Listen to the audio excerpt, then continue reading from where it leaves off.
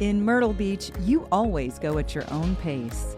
Lie out on the sand, lie out by the pool, go boogie boarding, go surfing, walk the boardwalk, walk the marsh walk, golf at one of 90 golf courses, mini golf at one of 50 mini golf courses, fish off a pier, fish from a chartered boat, go shopping, get drinks, eat the freshest seafood. The list is exhaustive, but the experience isn't. You can go all out or do nothing at all. How you relax is up to you. There is so much to do and explore, whether you're traveling with friends, family, or just yourself. With 60 miles of beach, you're going to find your place. If this sounds like what you need, then this is where you belong. Twisted Tea and Myrtle Beach wholesaler Better Brands Incorporated. Know our consumers enjoy relaxing days on the water with Twisted Tea's original hard iced tea in hand. It's important to remember drink and boat responsibly. Choose to be or designate a sober skipper before leaving the dock. Do it for your family and your friends, your passengers, and everyone else on board. Twisted Tea salutes all sober skippers who take the pledge. Cheers, and we'll see you on the water. Realtree has always had a connection to the fishing industry and the outdoor lifestyle.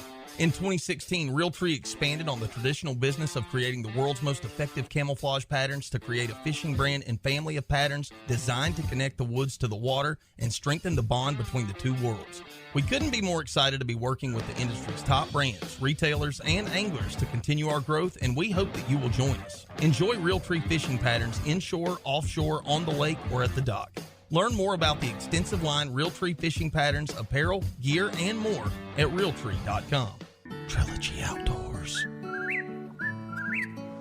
All right, folks, welcome to another episode of Trilogy Outdoors, and I am joined once again by my esteemed colleague, the Senator Stephen Goldfinch, and we are once again back in the Trilogy studio, a.k.a. gun room, trophy room, whatever you want to call it, here at the Senator's house, and it is a gloomy morning as we start to record today. It is. We had a gully washer earlier this morning, but look, I see blue sky. Look how the sun's coming out. I see blue sky. FYI, did you hear about the fire trucks and ambulances in your neighborhood? When? This Just morning? now. Somebody's house was struck. Oh, by lightning? Yeah. Wow. I heard it. I mean, it was a big boom earlier. That was crazy. We were doing the radio show, of course, Southern English radio show, every Saturday morning from 8 to 10 on the Gator, 107.9, or iHeartMedia. You listen anywhere in the world. But this is our... I wrote a great article today. I got done with the radio show, and my mind was just on the podcast. I don't know why, but maybe it was all the emails and all the text messages I've been getting, everybody complimenting the last couple episodes. But my mind was on the podcast, and I came rolling into your neighborhood, and fire trucks were behind me, in front of me. It was flooding everywhere. Yeah. By the way, y'all got some bad flooding out here. Do you know anybody that can help take care of that? Don't you know somebody who works with the roads? Anyway. One of your neighbor's houses apparently got struck by lightning. And I need to check and see who that is. Yeah, it's. I'm not going to give the address out. Okay. But it's right around the corner, and I got video of it. So, but last weekend was an incredible time. Our last episode, 26, we had Andrew join us, Andrew Vereen from CCU Bass Team. Yep. From the water, we talked a lot about the Bassmasters College Championship that was coming to Georgetown, or Winyah Bay, as they like to say. Mm-hmm. And wow, was it way bigger than what I'd imagined. It was incredible. It was incredible. The crowds that were there, whether they were all because of that one team that was right there at the top the whole time or not, I met so many people from schools far away, from close by. I mean, just an incredible event, and Georgetown County needs a huge pat on the back and a round of applause for all that they did. Oh, look at there! Oh. Happen to have one of those. But to listen to those kids get up on stage, every single one of them. I was there Friday, Saturday, Sunday. Every single one of them, every time they got up there, spoke about that venue being the best college tournament that they've ever fished in. Yeah. Whether it was a national championship or an invitational or a tournament, it was the best. And you and I both, you represent Georgetown County in a little bit bigger way than I do. But we both represent Georgetown County, and it just felt great to be there and be involved. Yeah, I was proud to see it as successful as it was, and I was mostly proud of the fact that our local kids won. That's right. I shouldn't call them kids, they're adults, but our local guys won from Coastal Carolina. Yeah. And whether or not it had anything to do with the juju that we gave them by coming on the podcast during the week, we're going to definitely go that way. And I'm going to reach out to Andrew for some free tackle one day when he's loaded up. But it was a pleasure to have Andrew on to hear what his game plan was. And he stuck to the same game plan that he talked about. Of course, he wouldn't give us any specifics in the podcast, but he did stick to that game plan all 3 days. I know where he went. And I'm super proud of him and Connor for doing it. And I know we've got a guest on today's show, as well as Andrew and Connor will be joining us. But our first guest is probably just a little bit of proud, feeling some love for CCU's bass team as well. I would think so, because today we're joined with Dr. Michael Benson from CCU, the president of Coastal Carolina University. Should we call you the new president? You're sort of new. Well, I think I'm 18 months into it, so I hope the probationary period is over. I think it's over. Yeah, it feels like it's over, because we're doing real well at Coastal. Well, thank you. Inglis nor I are Coastal graduates, but everybody that lives in this area feels like they're the sort of adoptive child of Coastal, and because of really how proud we are. Yep. Of what that school has accomplished, and really in the last 5 years, 10 years certainly, but you're carrying on that tradition and continuing to help build it. And look, now we have national champions in bass fishing. And baseball. And baseball. And track and field. That's right. The track and field was the one I was forgetting. Exactly. You beat me to it. But, I mean, Coastal has been great in baseball, obviously. Yep. It's been great in track and field, and we recognized some of those folks at the State House last year. And now we're great. Well, I mean, in addition to that, we just had a Coastal Carolina football game against Army and won. Mm-hmm. So the football team's not too shabby either. And a sold-out crowd, I might add. That was a huge game and a great game, by the way. It was an unbelievable. We've said we out-Armied Army. Yeah. You know, we held the ball for 14 minutes longer than they did. That's incredible. And we held them to 202 yards rushing. So do that against an option team, which I should say, thank you for the invitation today. I'm honored to be with you all. Oh, it's our pleasure. It was such a privilege to host a service academy. Yeah. And I have two nephews that graduated from the Air Force Academy. I went to the graduations. And there's something really special about our service academies. And Army was founded in 1802. And we started our football program in 2002. Yeah. So the year they were having their bicentennial, we had started our football program. And last night we had an event with Coach Bennett and the inaugural team. We had it back on campus, and it was awesome. I said, you know, we're here today because you all put in place this foundation that we're building on. And it goes across the board, whether it's bass fishing. I'm so proud of Andrew and Connor and what they accomplished. And I watched the video of them hosting the trophies above their head. Yep. And the crowd going nuts to be right here in our backyard. But Melissa Jefferson. Yeah, incredible. You know, 4.5 months, she wins the 60 meters indoor for the NCAAs. She wins the 100 meters in the national championship.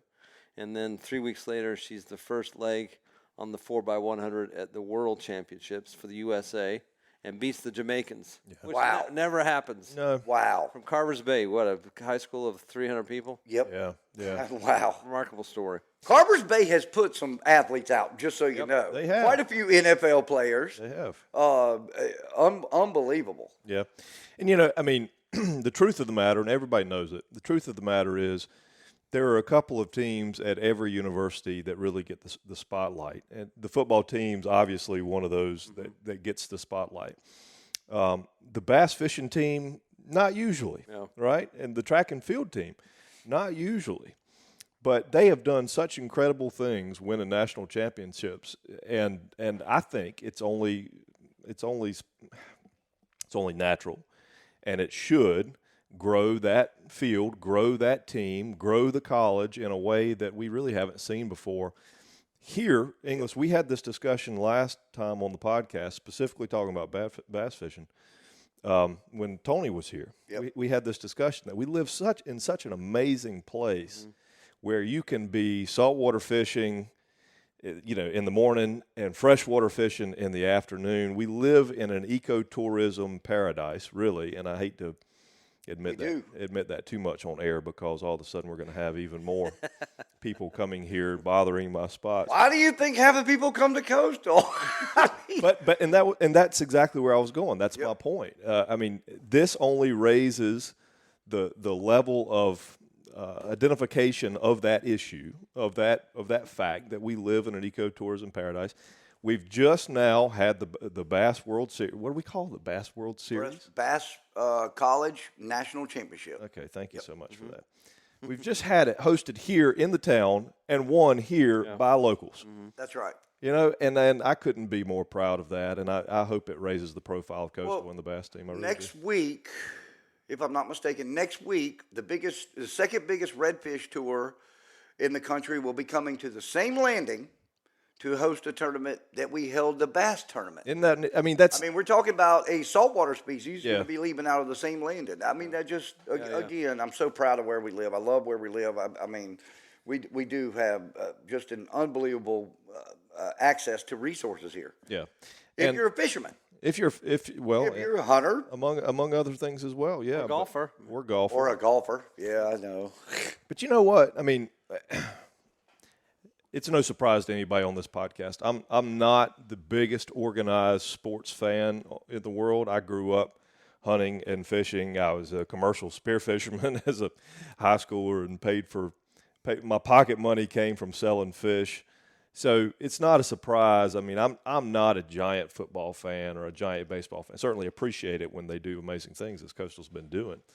But when I see somebody like Andrew and Connor go and do that, it gets me excited in the field of college sports that I don't really get excited for otherwise. I'll go to a football game every now and then, or a basketball game every now and then, because you just got to, right? I mean, you just got to. It's part of the experience. And but the fact that we're getting into, what do we call this field in sports? Eco sports? I don't know. Is it a team sport? I mean, what do you think about that? Absolutely a team sport. Now, in 3 weeks, that team's going to get broken up, and we'll talk with Andrew and Connor a little more about that. So they have to fish against each other in a couple of weeks. Absolutely. Where is that? That is going to be on Lake Greenwood. Lake Greenwood. Yep. Okay. Also in South Carolina. In South Carolina. Yep. So they have to fish against each other for the opportunity to go and the Bassmaster Classic, the World Series That's of bass the World fishing. Series. Mm-hmm. Yep. All right. So one of those two guys is going to go to the Bassmaster Classic. No, one of the 8.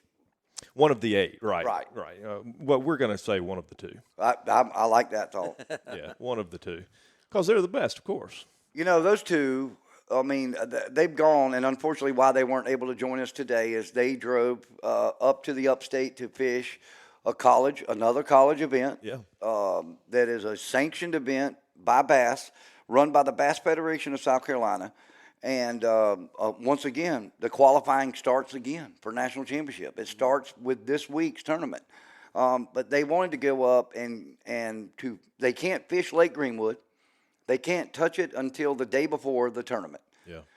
They can't go on the water. So they wanted to go fish a very similar area to strategize with baits and different things. So they took off yesterday, I think, and drove up yesterday morning to go fish today. So they're on the water up there fishing. But those kids are serious about it. This is, I don't want to say this is the easiest opportunity, but now they have made it to the easiest opportunity to make it to the Bassmaster Classic. Yeah, that's cool. And it's not been easy for them. We talked about the trip to Minnesota, turn around and go all the way back to Alabama. Yeah. I mean, and thank the Lord they made it. And look what happened. I mean, they, I don't want to call them the last entry in, but I think technically they were one of the last entries to get in to qualify for the championship, and they end up winning it.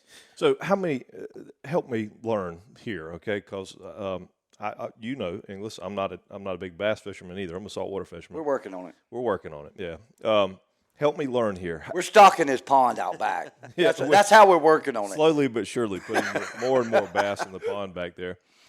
There were only 2 people from Coastal that participated in this, right? In this one, this year, okay. Yes. How many people were on the Coastal bass fishing team? I do not know. Do you know? Dr. Benson? You know, it's a club sport. It's a club sport. So it's not like they have a set roster. So you know, people may come and go. Obviously, Andrew and Connor are top shelf. I mean, sure. And you asked the question about the kind of classification of sports. You know, football does kind of suck all the oxygen out of the room. I mean, it gets all the attention. All the other sports they call Olympic sports. So whether it's men's or women's basketball, all the way down to, let's say, field hockey and lacrosse. And then the ones that aren't sanctioned by the NCAA or you don't have a sanctioned team are called club sports. Yeah. So the club sports are funded either through student fees or you may use some kind of auxiliary money from the university through recreation fees or so forth to fund those club sports. Okay. So the fact that our club sport, the bass fishermen that won, did so and broke through all the competition. And before the show, we talked about some of these other big schools, whether it's SEC schools or others that have the wherewithal to fund more capital projects or boats or tackle or equipment or whatever. And our kids did it with what they got. And yeah, that's cool. It's pretty cool. But So, we want to step up and support them too. So, well, I'm glad to hear that, and I want to talk about that. I am super excited to hear that. So if they're not governed by the NCAA, does that mean they're not governed by the rules that traditionally stop these folks from, well, it used to stop these folks from being able to capitalize on name and likeness and all that kind of good stuff? Of course, that law has changed. Changed.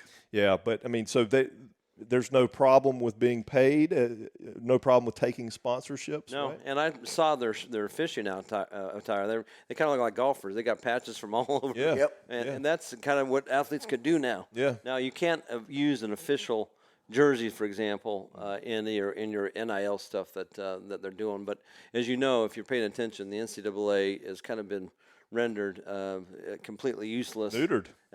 Absolutely kind of They have been. emasculated. Yeah. And now it's just the Wild West. And what you got penalized for even 5 years ago, 2 years ago, Yeah. now everybody can do it. Doesn't matter. So, I yes. mean, to your point, there are really any rules. There are no rules governing it right now. Does it make a coach's life a little more of a nightmare, or is it better? I mean, I know Dabo was very much adamantly against it all originally, but now it seems that he's kind of Well, there's nothing you can do now, right? I mean, your only choice is to jump on the bandwagon or get left behind. Yep. I mean, because Alabama's going to give those guys gazillions of dollars through whatever foundation or whatever church or whatever. I mean, there's ways to get those guys lots and lots and lots of money. And if Clemson doesn't do it, or Carolina doesn't do it, or Coastal doesn't do it, they're going somewhere else. they're going to go to the place that does. Yeah, I grew up in Dallas, and my sister went to SMU for a little while, and they just had a collective, which are kind of outside the universities, private individuals that get together and pool money, and it's called the Boulevard Collective. That's raised, I think, $4 million that they're going to actually pay every member of the football team $36,000. Wow. Wow. So we're trending now. I mean, you're an attorney. We're trending now toward kind of labor law and unions and collective bargaining that nobody ever kind of anticipated. What a mess. Wow. I mean, my personal opinion of that I know y'all asked for it. I'm going to give it to you anyway.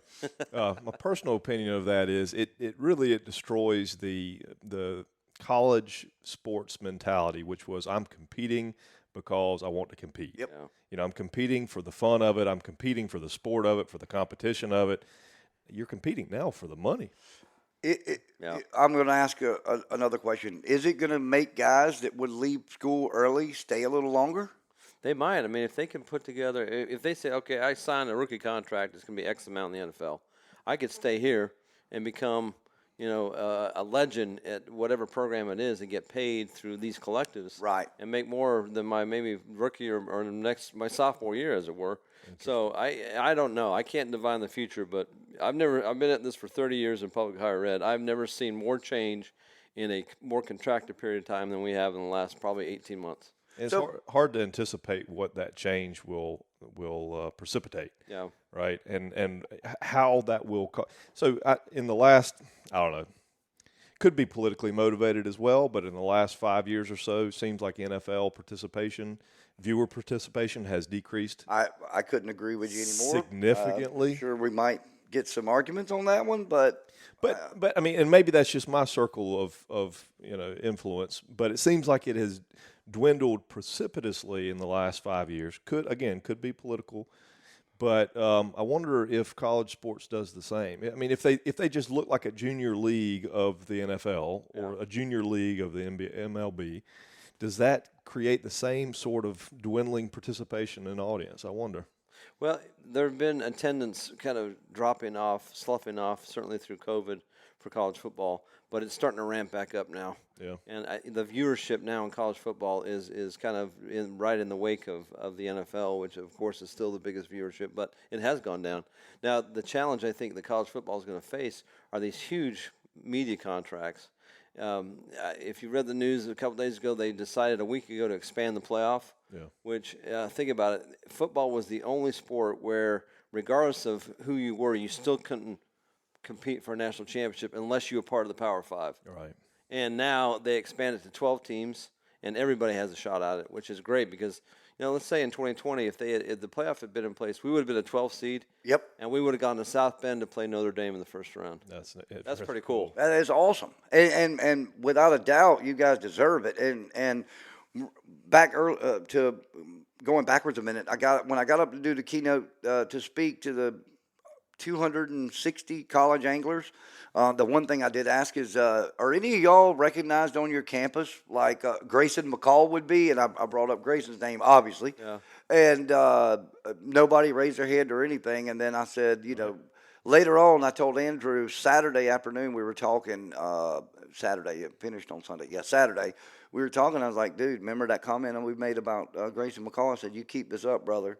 I said they're all going to know the man bun because he's got a man bun. I said they're all going to know the man bun when you walk on campus. And he started laughing. But that's the truth. I mean, these guys are recognized on campus. Your football players. Those guys are recognized. And for Andrew and Connor, of course, there was not much recognition, but I hope that through this, that people will start respecting the sport because it is a sport. And another thing I spoke to them about is like, I bet you could take half of your football team, put them on the boat with you, and let them ride with you for the next 3 days across Winyaw Bay, and you'll see how many of them tell you to put them on the dock. They don't ever want to get in that boat again. Yeah. I mean, it is. They torture themselves. But and then to know that they fish for 7-8 hours nonstop. I mean, just nonstop casting. You look at bass fishing. There's not many 400-pound bass fishermen on the bow of a boat. They're all pretty good shape because it is nonstop work, and they're all smart because now. We talked about it in the podcast last week. They're all fishing. They're playing video games now for the most part. They're all reading 2 or 3 monitors on the bow of their boat. They're never looking up. They go to these big lakes where they go offshore fishing to find these bass that people for years have never even targeted because you couldn't. So now they're fishing, and this is how they fish. Head down, casting, just reading a computer. I mean, there's a lot to be said for a good bass fisherman. It's a different game. It is now than what it was 5 years ago, for sure. 10 years ago, especially, and it does. I mean, it is an electronics-driven sport and game nowadays. And for better or for worse, it doesn't matter. You got to do it to keep up. I mean, same way we were talking about earlier with the NCAA stuff. You got to do it to keep up, and every now and then you get a guy that breaks out like Andrew and Connor. They certainly didn't have the electronics that everybody else did. Nope. They do now because they want the two. Honestly, you want to laugh. The two pieces of electronics that Andrew needed, were the prizes that they got. Yeah, that's right. They were the prizes that they got. The 2 pieces of electronics he needed. Yeah, I talked to the Minn Kota president this week, and he said that he was giving them something. I don't remember what it was, but they got the Hummingbird package. Yeah, the new Hummingbird package with the trolling motor, with everything. Yeah. So I mean, that's the way the game's played nowadays. If you're lucky enough to win without it, now you got it. Right. And now you can compete at an even higher level. So, like that or not, I tend not to like that, quite honestly. I think everybody should be on the same playing field. I'm not into equality. I'm into equality of opportunity. I'm not into equality, but equality of opportunity is important. It is, and especially in sports. And these guys have been disadvantaged for years, and now they're able to jump into a bigger league, which I'm happy for. I'm really proud of them. Looking forward to talking to them a little bit.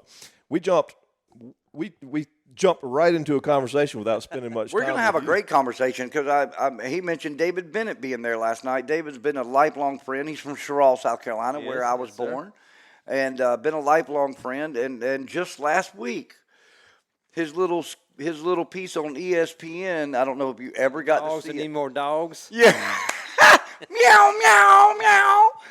Oh, I'll tell you what, he is a character. I bet that was fun last night. It was, and it was fun to have that inaugural team that knew coming here they were not going to play that first season. All they were going to do was practice. Imagine going to practice every day, knowing that you didn't have anything to look forward to on the weekend. The inaugural team from 2002. Correct. Yeah. Okay. So they, the first season we didn't play until 2003. Football team we're talking Correct. about. Okay. So, and then the first game against Newberry, I was talking to President Engel, who was there, the president at the time, who helped start the program. And they beat Newberry, I think it was 24-18 or something like that. And then the students went down the field and carried the goalposts off. Tore it down. They tore it down. And I said to President Engel, obviously that wasn't budgeted into the, what did you do? Where did you find another set of, because they had a home game the next week. Right. Right. So he goes, I won't tell you, but we tracked some down and hurry and set them in the ground.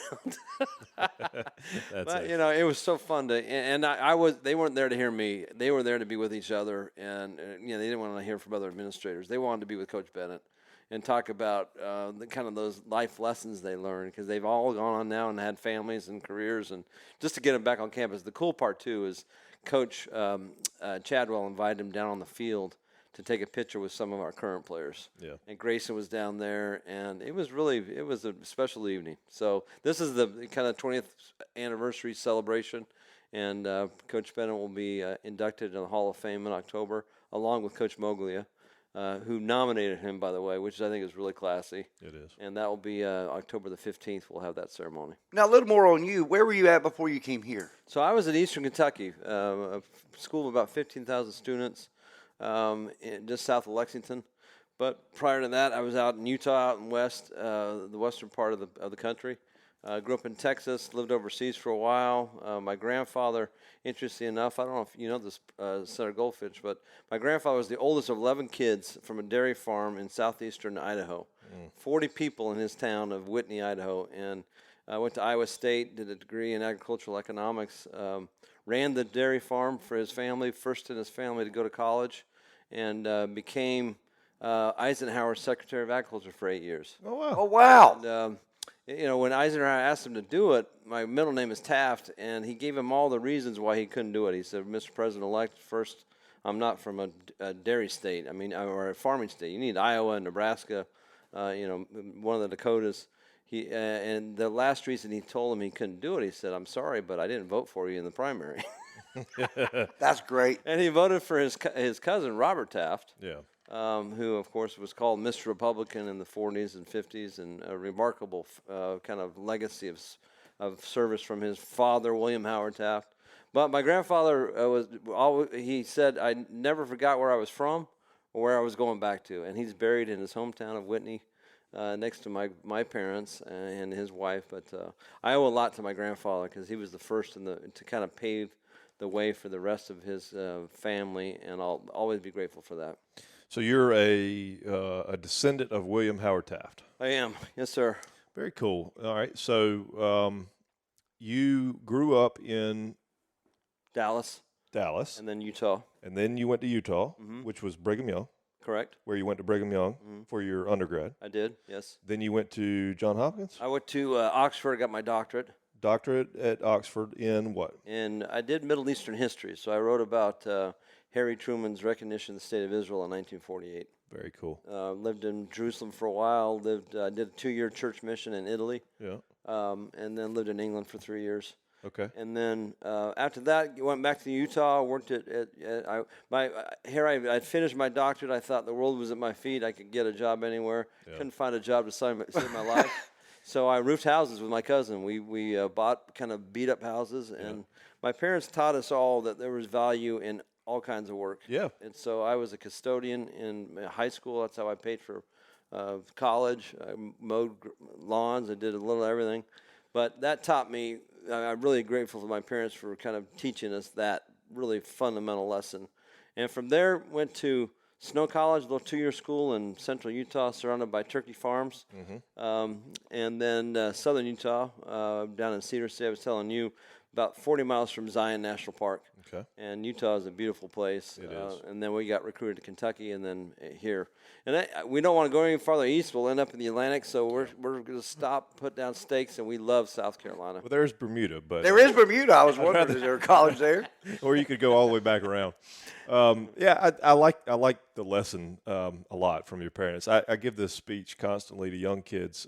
Actually, I think when I was pointing to an honorary degree from Coastal behind you earlier, and I said, I don't think you have one of those, and you don't yet. No, but I think I was there for that, and you did give a really good message to all of them. So I'll always give this. It's not really a speech; it's more like a talk to these young kids. Whenever I get invited to speak on something, if it's younger kids, especially college age, I always tell them that, there's lots of things in life you need to accumulate. Perspective is one of them. Yeah. And there are a couple ways you get perspective, 2 or 3 ways you get perspective. Travel is one, and work is another. And the kind of work, so many kids nowadays, they graduate with a history degree, and they think digging ditches, mowing grass, roofing, it's below me. Yeah. I ought to be doing something else, and it's a hard truth when you realize that bartending is what I'm going to end up doing with a history degree, unless you go get your doctorate and become a professor. But I mean, it's a hard lesson to learn. Yeah. But it gives you perspective. Working jobs that are quote unquote below you give you perspective that you can't get just about anywhere else. And it gives you the ability to interact and talk with people and learn from them. And that's something that's really important to young kids nowadays that grew up with this. I'm pointing at a cell phone. Yep. Have very little social skills compared to what their parents have. Yeah. Just quite honestly. Have you tried to hire a kid that was 20 years old lately? No, I can't imagine. I mean, it is not all of them. I hate to paint them all with the same broad brush, but it is disappointing and sort of frustrating and sort of scary all at once when you realize their ability to interact with others is subpar, like truly subpar, and as a result of the cell phone. That's the only thing I can attribute it to is the result of the cell phone. And so working those jobs, those menial jobs, the jobs that are quote-unquote beneath them, give them that perspective and that ability to communicate with others that they so desperately need, having had no interaction with this stupid cell phone for their entire existence. I believe. I've people call, and we're way off topic. No, it's okay. It's perfect. It's Trilogy Outdoors. We talk everything. I have people call me all the time and say, I'm on the Republican side, and I have people call me all the time and say, the world's going to hell, and the Democrats this, and the Democrats that, and, they're trying to ruin the world, and maybe they are, okay? It doesn't. I say, but you don't need to worry about that. Okay, the world is going to go to hell much quicker than that. Yep. Because of this, Yeah. the cell phone. The cell phone is going to ruin society. If it doesn't ruin civilization in, I don't know, let's say the next 200 years, then it's by divine intervention only. Only. Because every generation is getting dumber and dumber and dumber. And I cannot attribute it to anything other than social media and the cell phone. I'm not arguing with you. Well, I know the president of the university will argue with me. No, I have 5 kids myself, and my 3 that are still at home. I'm with you. I mean, TikTok it's the dumbing down of our society. David McCullough was a hero of mine. America's historian. He died just a few weeks ago, and I had a chance to interview him when I was writing my book about Truman. And he talked about how there's so many lessons we can learn from history, but how he goes to college campuses and he'll ask, just basic fundamental questions about our representative democracy and get these blank stares. Like he said, does anybody know what the Marshall Plan is? Yeah. And he said, one person at a very prestigious Ivy League school had no idea, but another one spoke up and said, did it have anything to do with martial law? Ouch. And he said, well, not only is it spelled differently, you're kind of generations off. So I mean, it's everywhere now, though. I mean, you go onto some campuses and ask kids how many states there are. Like, what's the capital of the United States? Who's the vice president? and you'll get these ridiculous answers. Now, they may know all about Stotsky, or they may know all about Machiavelli, but they don't know who the Vice President of the United States is. Give me a break. What are we doing? Like, where are we going in this country? Anyway, we're way off. We're not talking about fishing anymore, are we? Nope, that's all right. It is the outdoors, though. We get there. We get there. Can I tell you a quick story about perspective? Please do. Yes. So, and it ties into sports. I was a runner when I was a kid, and I was a half miler, and I started running marathons. My dad promised me if I qualified for Boston when I was 18 that he would fly me back. I'd never been to Boston before. So lo and behold, I qualified to run the Boston Marathon. Wow. And I was 18. It was, they do it on Patriots Day in Boston. It was cold. It was about 40 degrees and raining. And the gun goes off. I had run a 2:41 to qualify, which is not a bad time, but they place you according to your qualifying time with your bib number. So I was toward the front. I take off about mile, I want to say 17 or 18. As you're approaching what's called Heartbreak Hill, I get passed by a guy pushing somebody in a wheelchair. Yeah. And I thought, what on earth? This guy just passed me pushing somebody in a wheelchair. And I ran a respectable time. I ran a 2:52, but my dad was at the finish line after. And I told him, I said, Dad, somebody passed me pushing somebody in a wheelchair. Yeah. And this is pre-internet. I mean, it's not like I could get on my phone. Right. And see who it was. Yeah. So we fly back to Utah. And I go to the local public library and do a kind of LexisNexis search to try and find out. It turns out this guy's name was Richard Hoyt. And his son was the kid in the wheelchair. Yeah. Grown adult. He was born with the umbilical cord around his neck. Yeah. And was paralyzed from the waist down. And when he was in third grade, his dad was an Army veteran, never run more than a mile in his life. He came home from school one day, and he communicated by blowing into a tube. And that's how he would, one puff was an A, two puffs. And can you imagine spelling out sentences? So he spelled out a message to his dad that they were doing a 5K charity run for a classmate who was hit by a car. He said, Dad, I want you to push me in my wheelchair. So Richard Hoyt never run more than a mile in his life in the Army or whatever, and he pushes his son in this wheelchair for this race. And after, he comes home at night, and he puffs out the message to his dad, today was the first time I didn't feel handicapped. And Richard Hoyt then spent the rest of his life doing 25 Boston marathons. He did a Ironman with a little dinghy that he tied to his waist and swam in the ocean. And that's who passed me. I've heard of him. I read this story somewhere in the past. It was just an incredible story. And now it's been replicated on a massive scale because of that one kid. Talk about perspective. And I said, any challenges I have, Dad, are going to pale comparison to what that young man has experienced with his dad and the sacrifices that he made to try and give the kid experiences to his son. Yeah. I just was so inspired by that. So I try and think of that every day, that you get up and you're tired or you don't want to do something. Yeah. That was something I learned as an 18-year-old that I've tried to carry with me. That's awesome. Incredible. Clay Dyer, a name, I don't know if you've ever had the fortune of hearing about him. Clay was born with very little of his right arm, no legs, no left arm, and he's a professional bass angler. Yeah. He is inspirational. And actually, the last time I was on the stage that I spoke on for the college kids, I introduced Clay to 400 bass anglers from across the country, and I had to introduce him. And I'd never met him before. I missed a chance. He came to Blaine one time to speak years ago, Blaine Church in the Inlet. I didn't get to meet him, so my partner Kenny and I are in the back. We're sitting there waiting on him to show up. His wife, Kim, same as my wife, Kim. His wife brings him. He comes up, and I'm thinking, he's going to come out in a wheelchair. Oh, no. He comes with his nubs and crawls right across, gets to me and Kenny. And Kenny had already, right immediately, Kenny said, man, I'm even more nervous now. And he said, help me up in this chair. So we picked him up. We put him in the chair so he could get a little bit more head height to us. And he asked Kenny to lean down. And he put his hand on Kenny, his nub on Kenny's shoulder, and he said, do you mind if I pray with you? And Kenny's like, no. So we prayed, and he prayed. He prayed for us. Wow. He prayed to give us strength to go out there and introduce him so that we weren't nervous. And I was like, awesome. But if you ever, You owe it to yourself, listeners, to go Google Clay Dyer and watch his videos. Yeah. It's unbelievable. I mean, the man ties a knot by putting the lure, the hook, into his nub to tighten it. Like literally, like he joked about it, like how many holes, like he's a human pincushion. And I mean, he changed a tire, y'all, a flat tire on a boat trailer. Wow.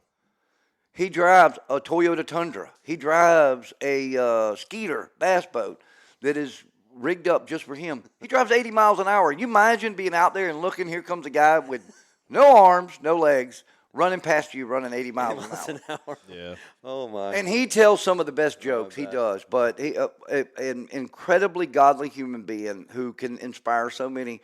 And like I told those boys, I said, you're going to think at some point in time, the next 3 days that you're having the worst day of your life, you need to think about Clay Dyer. And every day he wakes up, how positive he is. And he's just nothing gets him down. Like, it's just crazy. But people owe it themselves to go research him. But anyway, that was about bass fishing. At least we were talking about bass fishing. So now Andrew and Connor have accomplished this incredible goal. Mm-hmm. We know that Coastal completely is supportive and super ecstatic about it. I've talked to Patrick Sparks, who is another at the university, yep. Exactly. And where do we go from here? I'm just wondering. I mean, I want to help out. Trilogy Outdoors will help. Mm-hmm. What are some plans? What can we try to do to build the program out there? For lack of better terminology, I want to host them on campus and celebrate their accomplishment, just like we have Melissa and our baseball team. And like I said, national championships are hard to come by. Yeah. I don't care what it's in. It's a big deal. It is a big deal. Number two, look at kind of the budget that we have, the current roster, their needs. I want them to give us a kind of realistic budget of moving forward, what it would take to continue the momentum, because you got to build on what we got right now. Yeah. Right. And move it forward. Number three, increase the exposure. Make sure that people know about it, and to your point, the kids that are here, that if we had a program that they knew they could get some funding and have these experiences, they won't go to that's right, Montevallo in Alabama, yep, or Auburn or down in Florida. They'll stay here. Yeah. Yep. So I think it's really important that we take and value what we have and build it and get more people involved like yourself. Absolutely. And I think, I do think the sky's the limit as far as, when we talk about what we have here and everything else. I mean, these athletes that you're pulling in for other sports that are coming here, they come for a lot of reasons. Great programs, mm-hmm, great education at Coastal now, incredible exposure for all the athletics. I mean, through baseball and football, but I mean, let's look at everything else. Hard to deny where we live, though, and the attraction that. Can I say something about that? Because this is our biggest freshman class ever at the university, over 2,700 students. And our admissions people kind of sliced and diced the data, and they polled the students, what brought you to Coastal? And here are the top 5 reasons. Okay. Number 1, location. Yeah, there it is. Number 1, location. Yeah. You can't change geography. Yeah. And we got it. Yep. We have it in spades. Number 2 is an academic program, whether it was marine science or nursing or whatever. Number 3 was the campus visit. Yeah. When they came on campus and they saw and they appreciate the setting, and you're 15 miles, 11 miles to the beach, all that sort of thing. Number 4 was the cost. If you compare our in-state tuition compared to out-of-state at other places, really reasonable. And number 5, they had a friend or a family member or somebody else come to Coastal and tell them about it. So those are 5 really compelling.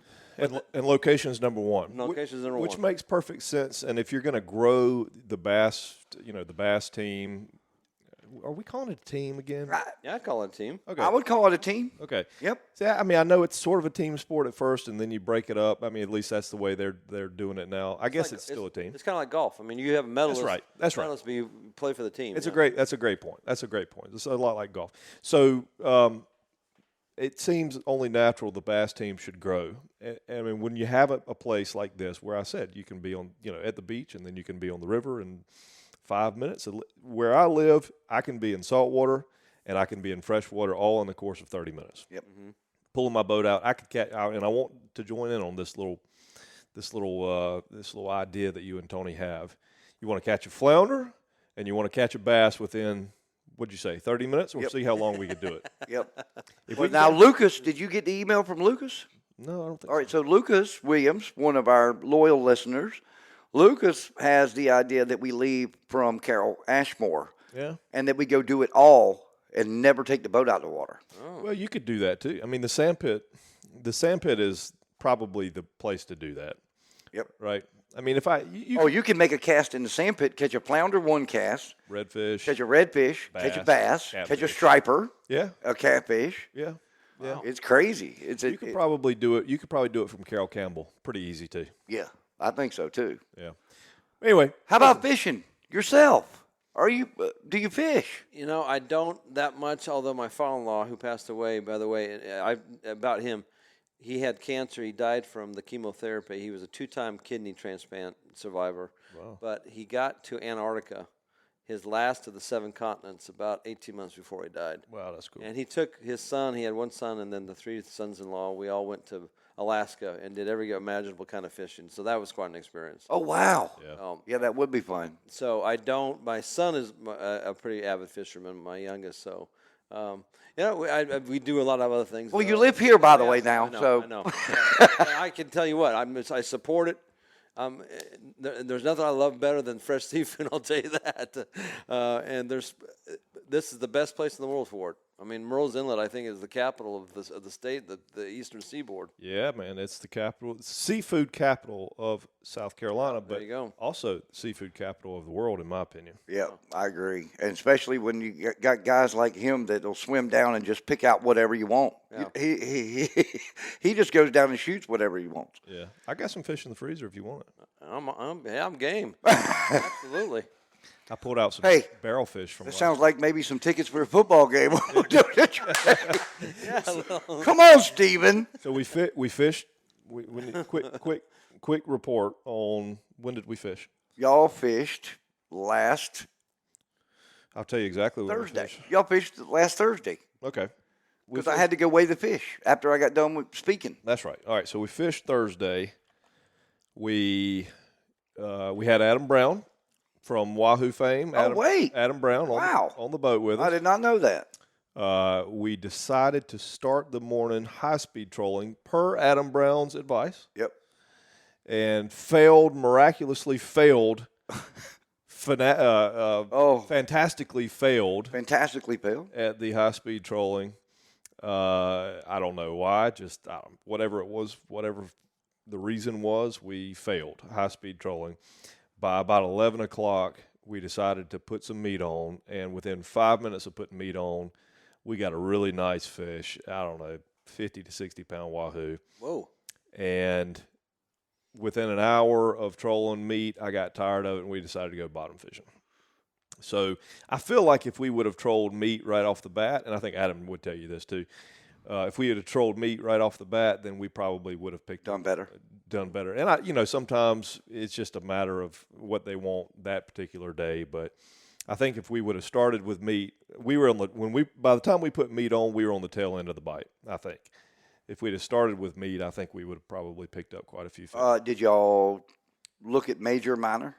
I did. There was a major or a minor In the morning that ended like 9 o'clock that morning. Yeah. So anyway, we went deep dropping and pushed on offshore to like 600-700 feet of water, and we absolutely wore out the bottom fish. And we caught a really nice snowy. You weighed him. I weighed him. 26 pounds. 26 pounds. Yep. Very nice. Nice snowy. Caught a bunch of tilefish, blue lines. Caught a bunch of mud chins silver snappers. Caught a bunch of pinky. Caught a bunch of beeliners. Had a great time. Yep. Had a great time. Filled the box with bottom fish. Well, I want to give you an offer. Your son likes to fish. I'd love to take y'all anytime. Okay. Anytime y'all want to go inshore. I do inshore. I have an inshore boat.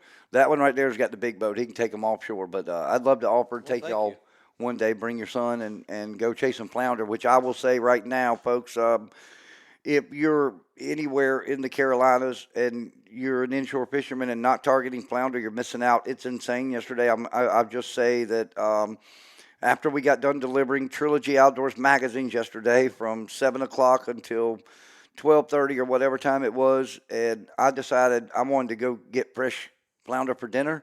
Mm-hmm. So we went to a couple spots because we've been seeing all the captains were catching a bunch of flounder. We went to a couple spots and caught 3 little short fish. So we said, all right, we're done. We're going to go back to the landing. Guy who was with me had to go home and go pick his daughter up from school. I said, well, give it 30 more minutes. Let's just go pull up at the landing. We pulled up to the landing, and I shouldn't be giving this away because somebody's going to get really mad at me for this, but pulled up to the landing where all the boats put in Merle's Inlet. Went across, put the power pole down, dead low tide. First 2 casts off the boat, a 17 and a 19-inch flounder. Good. Next 2 casts, 17-inch and a 15-and-a-half incher. We proceeded to catch 5 keepers of 13 fish in 30 minutes. Ooh. Bait? Mullet. Small finger mullet? Larger. Larger. It was weird. The smaller baits, Nick was with us.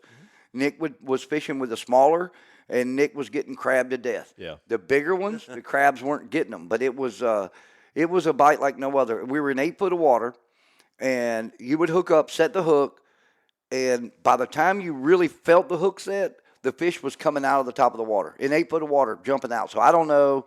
We're looking at full moon tonight or tomorrow night. Is that right? The harvest moon comes. Yeah. So I don't know moon or what, but dead low tide, first hour rising. Yeah. Of course, now we're going to have 9 boats down there fishing. Yeah. At You the gave it public away. landing. That 9-foot hole. But I'm telling you, it was incredible and a day saver to get over there. But needless to say, I'm eating fresh flounder tonight. Did you get over to the jetties at all? That's where I went. That's where you Well, started? that's where we started. We fished everywhere, and it was perfect tide. The small fish were at the jetties. Just small fish and no fish. Fish up in Oaks? I did not get it up in the Oaks. Fished Charlie Cut. Yeah. Tried Charlie Cut. 2 holes in there. Yeah. Well, the tide was. We were worried about it going. It was forecast to go like a foot, 1.8 low, lower than normal. Yeah. So I was worried about getting stuck. But that northeast wind didn't let the tide blew it get all out. in. We were going to go gigging last night, but it started this gully washer, and I mean it was 100% chance of rain after midnight. So we hung up the gigging idea. But Well, I told you we got an invite. Sweet gig. Another loyal listener to Trilogy Outdoors, Captain Wayne Hardy. Thank you so much. Sweet Gig Outfitters has invited us to come with him to his locations where he goes gigging and do a video a walking gig trip with him. Oh, good. Which I know you've done. I've never done. Yeah, I love walking gigging. It's a lot of fun. Yeah, I'm going to love it too till I see the first shark. No, they don't get that bad. I mean, you see them, but they don't get that bad. They don't, you'll see them from 10 feet away, but as you're splashing through, they don't want anything to do with Yeah, it. tell that to the poor lady in the Bahamas. Or the lady at 82nd. 82nd, that's Yeah, right. You know, we live in the Dunes Club, and I go out for walks every morning on the beach. And, that just is a few blocks down from where we live. Yeah, yeah. Is that where you play golf? Yes, sir. Yeah, it's a beautiful course. Dennis Nichols, great guy. Yeah, golf the pro golf there. pro, yeah. Great guy. Yeah. I was in the golf business prior to learning. I got my start in fishing, looking for my golf balls in the ponds. But I finally said, I'm done with looking for the golf ball. It's time to find some fish. But I love that golf course. It's beautiful. I played in the CCU tournament there quite a few times. Actually, Sam Burns was my partner the last time I played there with Sparks Toyota. It was the Pro-Am or the College Am tournament. Yeah. Sam Burns was my partner. That same year, there was this young kid named Colin Morikawa. Yeah, oh my word. There was also this young kid named played for Wofford. Oh gosh, come on. Runner up at the Masters a couple years ago. Been incredible this year. Had to withdraw from the Tour Championship. Zalatoris. Oh, Will, went to Wake Will, Forest. Will Zalatoris. Yeah. Yep, Wake Forest. Colin Morikawa, Sam Burns, and I'm trying to remember. There's one more who are now the biggest names in golf. All played that year. Oh, wow. It was awesome. But I brought my rod and reel. Sam Burns will never forget me, trust me. Neither will his coach. So I brought my son's rod and reel. At that point in time, he was 2 years old. I had his rod and reel in my golf bag, and I told Dennis, I said, listen, you don't mind if I fish a little bit while we're going around, are you? He said, English, if you weren't fishing, I wouldn't know what to do. So we got around to number 5, the par 5. Number 4, the par 5. Is it the par 5 along the road out there? Along 17, yeah. Yep. So Sam knocks it on the green. We're playing modified captain's choice. We can play his T-ball, and then we play ours out. So Sam knocks his on the green, and then I think we all dumped ours in the water, which gave me a reason to go to the pond anyway. But I made a cast and caught a 4-pound bass on my son's little rod. And Sam's family and coach were up there, and they were just cheering me on. And it was all I could do. I mean, literally had to drag this thing to the bank. He got grass all over him. Yeah. And I got him up, and I was like, anybody mind taking my picture? And if I would have known that Sam was going to become what he is, I would have been like, Sam, you want to get in the picture with me? Well, that's awesome. It's a beautiful place. We love living there. And we beautiful love living place. People in South Carolina are awesome. We love it here. Yeah. That's great. Well, it's great to have you here. It's Thanks great for to have coming you. on. Oh, my pleasure. Great to have you on the podcast. And, hey, I hope we get our game in tonight, 6 o'clock against Gardner Webb. Yeah. I hope the weather holds, but it looks like it's clearing up. But It's home, right? yes, sir. Okay. This is a standing invite. Anytime you want to come, this is for both of you. We'd love to have you up there. We are lucky. We got him on game day. Wow. We do, yeah. We got him to come sit with us. We didn't even have to call him. I know. I heard that it was game day, But now he's leaving with fish, so Yeah, it's going to be all worth good. it. Thank you for having me. I yeah, really enjoyed absolutely. Happy to have you. All right, folks. Dr. Benson there, CCU. And remember now, we're not done with this podcast. Coming up, we've got Connor That's right. Cartmell and Andrew Vereen, our good friends from CCU, and the reigning National Bassmasters College Championship, so don't go anywhere. Woo. In Myrtle Beach, you always go at your own pace. Lie out on the sand, lie out by the pool, go boogie boarding, go surfing, walk the boardwalk, walk the marsh walk, golf at one of 90 golf courses, mini golf at one of 50 mini golf courses, fish off a pier, fish from a chartered boat, go shopping, get drinks, eat the freshest seafood. The list is exhaustive, but the experience isn't. You can go all out or do nothing at all. How you relax is up to you. There is so much to do and explore, whether you're traveling with friends, family, or just yourself. With 60 miles of beach, you're going to find your place. If this sounds like what you need, then this is where you belong. All right, folks, welcome back to Trilogy Outdoors. And now our other guests are joining us, and we are here with the Team CCU, the current and reigning national champions of the Bassmasters College National Championships. Andrew Vereen, Connor Cartmell, and the senator here still with me. And we're going to talk to them a little bit about this incredible feat that they pulled off a couple weeks ago here on their home waters. And let's talk about the future. I mean, all kinds of stuff. And let's talk about the CCU bass program out there. But real quick, Andrew, introduce yourself, where you're from, how long you been bass fishing. Well, I really started bass fishing when I was probably about 14 when I started fishing Tony's tournaments. I'm from right here in Murrells Inlet, South Carolina. If you can't tell, listen to him.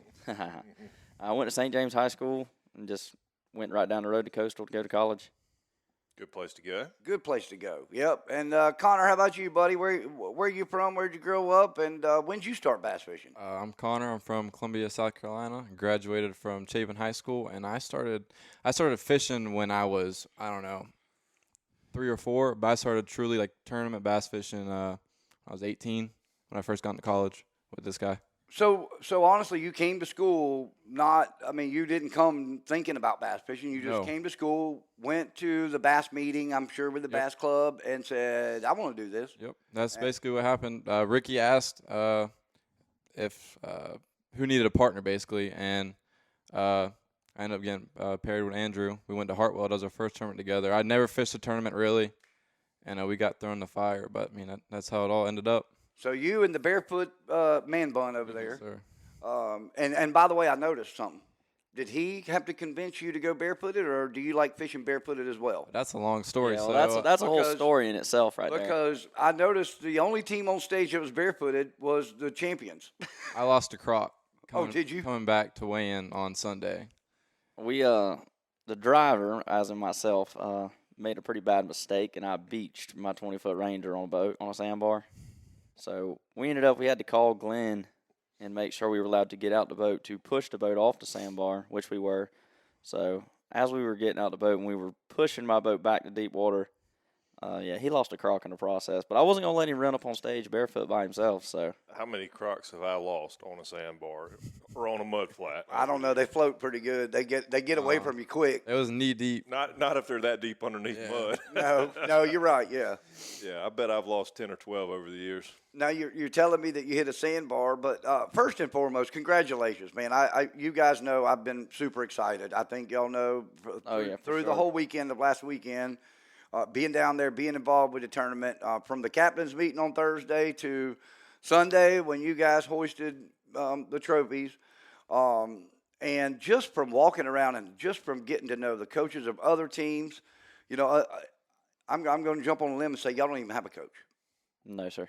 Yeah, I don't think y'all have a coach. But from the coaches of the other teams and hearing, exactly how big bass fishing is at some of these colleges, it's I don't know. It's just incredible that y'all have gone now and won this national championship.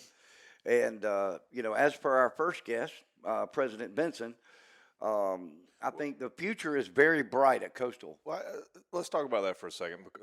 Back up. Because I know that President Benson listens to this podcast now. Yep. Do you need a coach? Does Coastal need a coach? I would say a coach would really help with the kind of organizing everything. Where as far as we have to do that, I mean, we can handle it. We've been getting by, but I definitely think it would make things much easier and allow us to kind of focus a little bit more on fishing, work-wise. Yeah, I mean, and that's what you need, right, as a competitor. So what else do you need as a competitor in this field? Perfect. This is. We talked a little bit about this with President Benson before he left, and I got the impression that, and I don't think it's just an impression. I think it's a reality.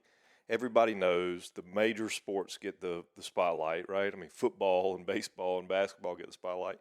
Not nearly as much as bass fishing, although it should, in my opinion, because, quite honestly, I like fishing better than I do football. Yeah.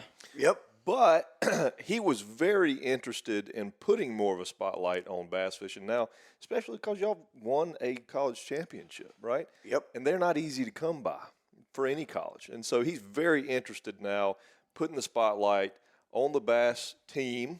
You call it a team or a... Yeah, we pretty much call it the team, yeah. All right, so he's interested in putting that spotlight on the team, bringing awareness, and in addition, Inglis, if I'm wrong about the way he said this, set me straight, but in addition to that, bringing resources to your team that you hadn't had before. So you could be very responsible for... I told, exactly. And I told Andrew in a text last week, I said, and I don't think Connor and I have talked, but I told Andrew in a text last week, I said, I hope you realize that going forward, the growth at Coastal Carolina's bass team is going to be because of y'all. Yeah, it will be. I mean, it is. Good to hear. It is. I mean, every it doesn't matter who gets involved behind it. The only reason it's possible, the only reason it's going to be possible is because of what y'all pulled off and getting out there and putting Coastal at the pinnacle of bass fishing. The fathers of the bass team on Coastal. I like that. Mm-hmm. Exactly. Yeah. Well, yeah, we didn't start it, but You didn't start it. But you're going to be the ones that have really put it on the map. Put it on the map. Yeah, I like that. Listen, I'm not going to take anything away from the other people, and we all know a name who's been involved with Coastal's bass team the last couple of years, a graduate from there who's worked and done some stuff to help with it.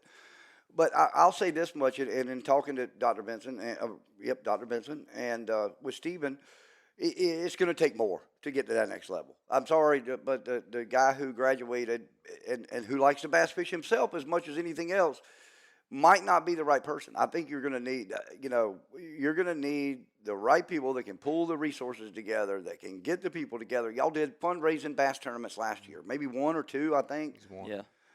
There's other things that we can do to raise money, way more. Oh, yeah. Totally. And, while, the spotlight is on football, baseball, things of that nature that do generate revenue for the school,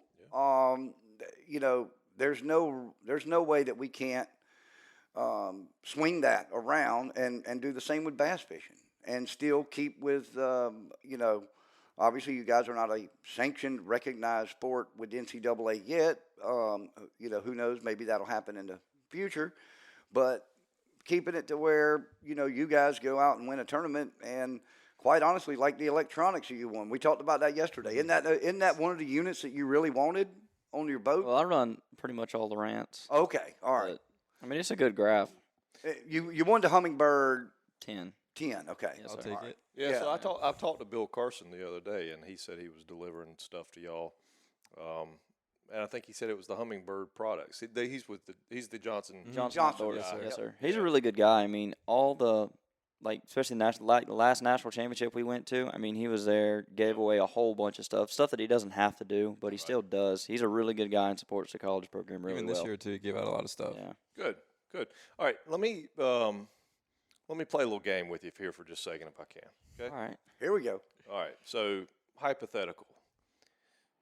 I'm going to make a statement. I want you to respond to the statement. Okay.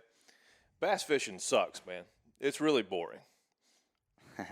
See, you're getting into what we deal with a lot Yeah. at school Right. Yeah. with our professors. Right. Now, a lot of them are pretty good, but some of them are always like, "You're going fishing," Yeah. and I mean, I'm sure Connor can back me here. Oh, and for sure. It's a nonstop explain thing. this a little bit better, but Yeah. I mean, it's such a redneck, crazy redneck thing to do. Why aren't you like, I don't know, going to the bars or going to the clubs with everybody else? They think we're crazy. I'll tell you that. Like, I've missed 2 presentations and two back-to-back Fridays, and they're like, "You're missing another class." I'm like, "Yeah, I'm going to go catch a bass." To go bass fishing.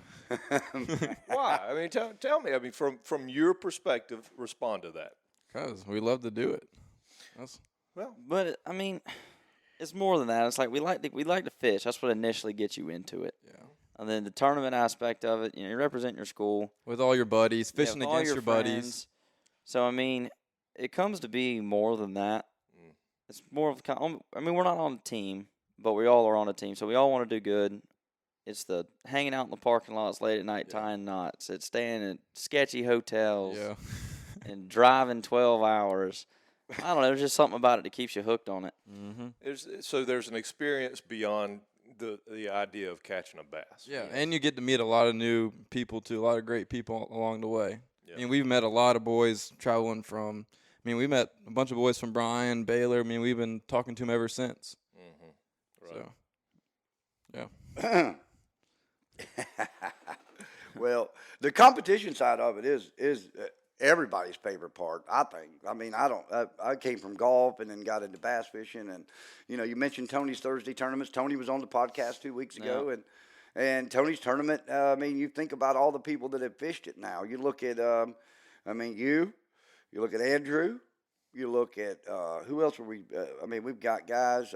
J.T. Tompkins. Yeah, how about The that? most Yeah, he recent won winner. yesterday, the Open on the Upper Chesapeake. And what a comeback! I mean, ninth place. That was impressive. Ninth place, and I mean, he just banged them out for the first hour and a half. And that was, I mean, now he upgraded twice, if I'm not mistaken. I saw where he He did. upgraded twice with 2 really good fish. But I mean, again, another group that's got their start with the Thursday Fun Tournament. He was fishing in the Thursday Fun Tournament with us. But how many tournaments do you guys have a year? Talking about missing school, how many tournaments do you have the opportunities to fish in a year? I mean, are there a ton, or I mean, No. we're talking sanctioned school School events. events? Yeah.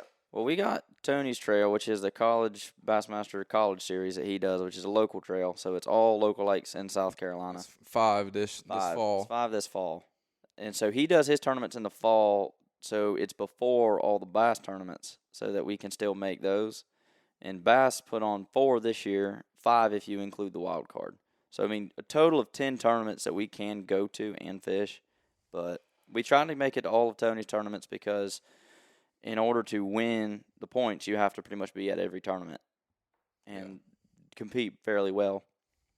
Did I see where y'all get to drop one bad tournament? Yes. Yeah, he's I doing read that the this year. rules yesterday. Yeah. And Which is good. whoever wins the points for that goes to the national championship, which is how we qualified 2 years ago to go to the St. Lawrence. Now, would you say that is? I mean, not that any of them are easy, but would that be the easier route to get there? I wouldn't say it's easier. I mean, the boys we fish against, Less good. expensive would probably be. Yes, the best. that's why he does yeah. it, so we don't have to travel 10 hours to go fish here and there. Yep. Yeah, we're traveling. I mean, the farthest we drive is 4 hours, 4.5 hours, which was what we did this past weekend to Hartwell.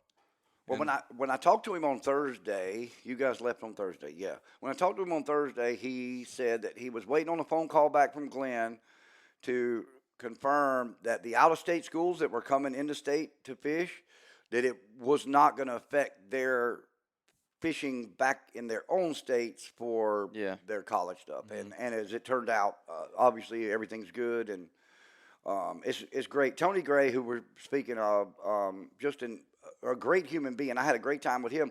He gets more excited about these things than y'all do. I'm just letting you know. I mean, he was absolutely on pins and needles waiting on y'all to weigh in. Because I'll tell you, there was no doubt who his favorite was and who he was pulling for.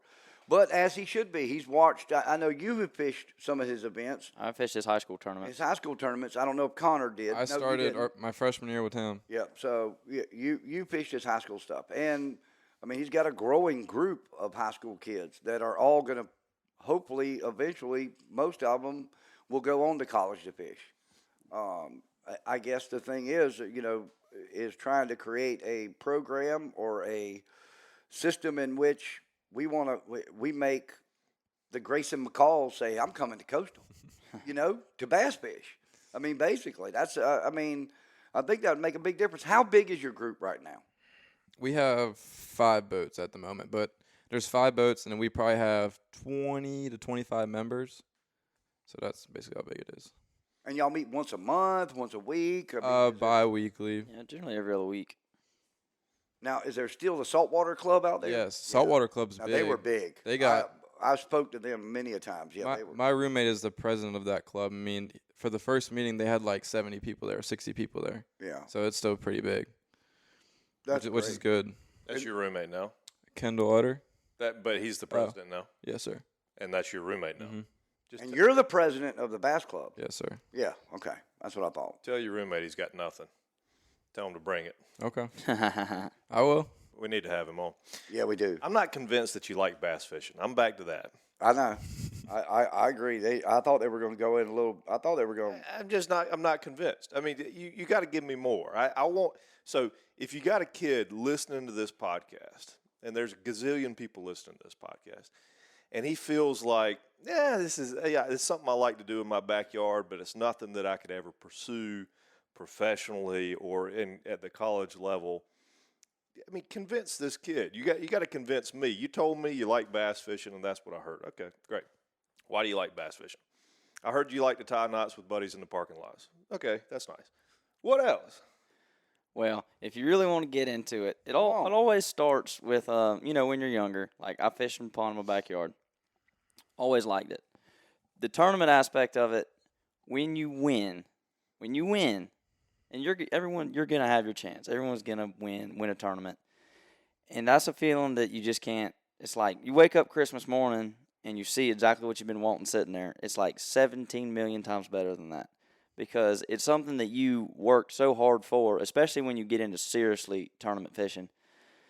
You work so hard and put so much time, effort. You're missing like school events, you're missing social events.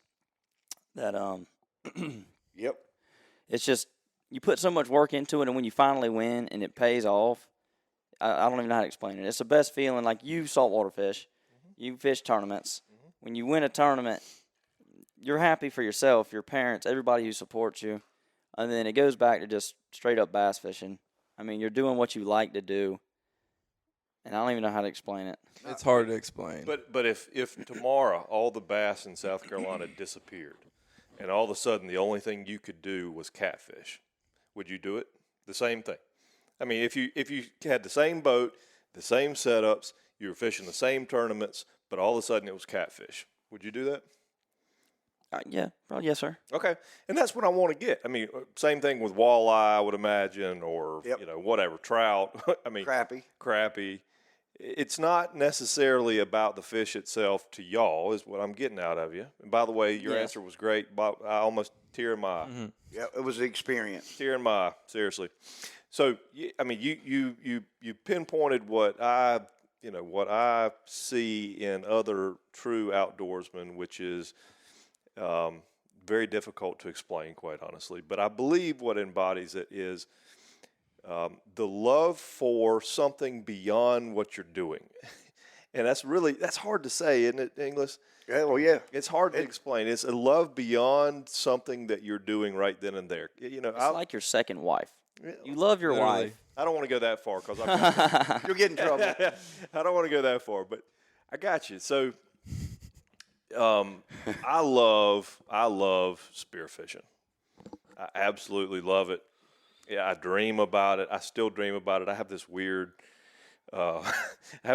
sleep apnea. It's called psychosomatic sleep apnea, where I actually dream. I have the same dream every night that I'm underwater, and so I hold my breath. So I have to have a sleep apnea machine to blow air into me because I hold my breath so much at night when I'm dreaming. Okay, so I literally dream every single night about something that I just love, which is spearfishing. Okay, but the act of actually killing a fish and bringing it to the top, I mean, okay, that's part of it, but it's not even a tenth of the deal. Nope. Yeah, you're in love with the process of it. The process of it's a great way to put it, right? I mean, I love the collaboration with other people. I love thinking about what works and what doesn't work. I love thinking about how to fend off sharks. I love thinking about whether or not I need to pre-bait an area, whether or not I need to scout an area, whether or not I need to worry about surface tension and surface friction and surface issues if we're pelagic fishing. I mean, I love the entire process of it comes together, culminates together into something that is indescribable beyond the catching of a bass. That's right. Right? That is exactly right. Beyond the shooting of a fish. And I don't know how.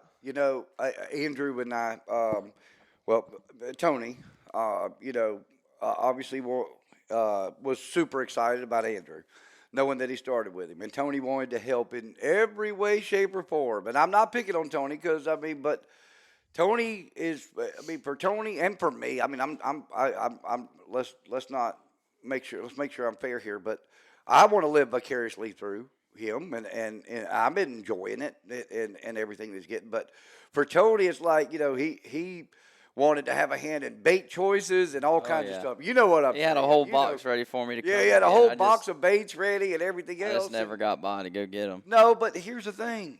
Like, I love that about Tony. I respect that about Tony. But in the same sense, like, you got a plan. You had a plan that you knew was going to put you in the best opportunities. Have you, over the last couple of years or last year, been able to fish with some really good anglers that fish up there? Yeah. I mean, and that's part of the game. I mean, that's part of the process. That's right. And, I want to get into the process, and I want to get into game plans and where y'all fish, because I know y'all made a long run every day. Well, it wasn't too far, in my opinion, compared to what I'm used to running. I mean, we were running about 65 miles every day. That's one way. So we're running 130 miles total. Okay, you're going further than I thought. We burn about 40, 45 gallons of fuel a day. And he does it coming from Bucksport, too. And we were riding from Wyndham. I was like, dude, I don't know how you do this. We were riding halfway. I was like, dude, I don't know how you do this. You're crazy. But, I mean, going back to why? Hang on a minute. Why? So, I know there's an area that you want to fish. Or is that the route, or is that where you're starting in one place and you're going 65 miles away? It's that. We're starting one place, and I know this area is where I want to fish, and that's where I'm going. So why don't you just put in closer? Well, you can't. The tournament's out of Georgetown, so you got to make do. If the tournament, like everybody has to leave from the same some spot. of the Phantoms are out of Bucksport. Okay. And if you want to go up there, and the whole reason, everybody's always like, why don't you just stay down here? This place is big. The river, I don't know how much you spent on the river. There's a lot of water. Yeah. But it fishes small. It does. I was actually probably alligator hunting last night in all of this and made the giant circle, as we all know it. I think as we all know it. What, all around Sandy Island? Yeah, I mean the giant circle. Big bull, little bull. Well, there's a ginormous alligator that we saw in practice in Thoroughfare. If it wasn't 13 foot, it wasn't 10 foot. We killed 2 last night, so we found them. But yeah, I mean what I would call the local circle. I mean we started in Georgetown, down the PD, through the rice fields, around Thoroughfare, back to Walkamaw, back up the Walkamaw, back to the PD and the Black. I mean that's the big circle. Are y'all fishing sort of in that? Is that the typical Negative. process? I do fish there, but we did not fish there at all. We practiced it the first 2 days, and I just That was didn't see awful. what I didn't see what I wanted to see to be willing to spend that tournament there. Okay, so you went somewhere else. You mind telling us where you Yeah, went? We went North Santee River. We were Okay. above Jamestown. Above Jamestown. So all that the is a way ride. above Jamestown. Yeah, that's a ride. That's a ride. But I'll tell you, they were where they needed to be. Are there possibilities of catching bigger bags in other spots? Yeah, but like what they're doing is you've got to minimize or maximize your chances to catch that biggest bag in a short window because you're driving so far.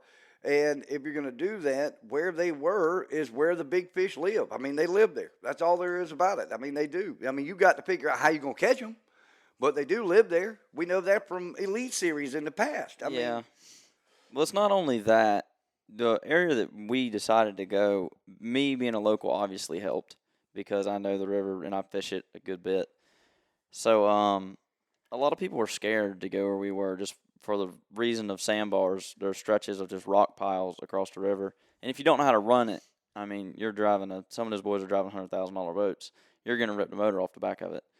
So knowing how to run it and get there and have it pretty much to ourselves was, I think, key To more than ourselves. it We didn't was. see a single boat all 3 days. Yeah. When we were fishing. No. Yeah, pretty much. Except for the except for camp. half pint. Yeah, except for half Yeah. pint. And what were you looking for? I mean, you pre-fished, I guess. We only pre-fished up there one day. Okay. And what are you looking for when you see an area you know you want to fish? What are you looking for? You talking about in general or that area specifically? or and you'll have to forgive me because bass fishing, the best bass fishing I do is in the backyard. So you have to forgive me. Treat me like I'm an idiot, okay? Which I am in some cases.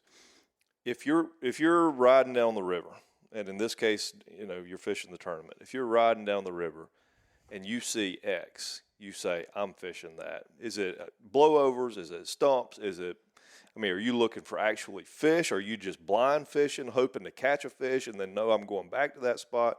What tells you I want to fish that in a tournament? For me, a lot of my scouting goes into on Sundays. Sundays, we all take the ski boat out, and we're wakeboarding, kneeboarding, just having a blast. Yeah. And we go through the whole process of the day out there. It's high tide, then it's low. For me, I'll just be riding or looking. I'm just looking at the bank, And So when I go and you're in a low tide, you see stuff obviously that you don't see. That you don't see on high tide. People that don't understand the tidal system like we do. Here we have a very high tide, changes the waterways dramatically. We have a very low tide, and when it's low tide, you can see stuff Yes. in the water that you would not normally be able to see, or on the bank that you would not normally be able to see at high tide. Yes, sir. Okay. But it's a mix between current and structure is what I look for personally. I'm looking for the current flow, either how fast or slow. I like to fish fast current. My trolling motor is about dead at the end of every day because I'm in the fastest current possible because it sets the fish up perfectly. It puts the fish where you need It puts the fish where you can look and say, look, if I put my bait there, I'm going to get bit.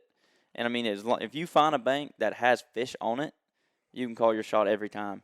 I put my bait there, I'm getting bit because the fish are here, the current puts them where they should be. And as long as there's a structure there to put the fish where they should be, that's just that's a recipe for a good dinner there. And how much of this, I'm not going to say this the correct way, but how much of that is real and how much of that is I've fished here before and caught fish and just know they're here? Now, and please don't take that the wrong way. No, I agree. Okay.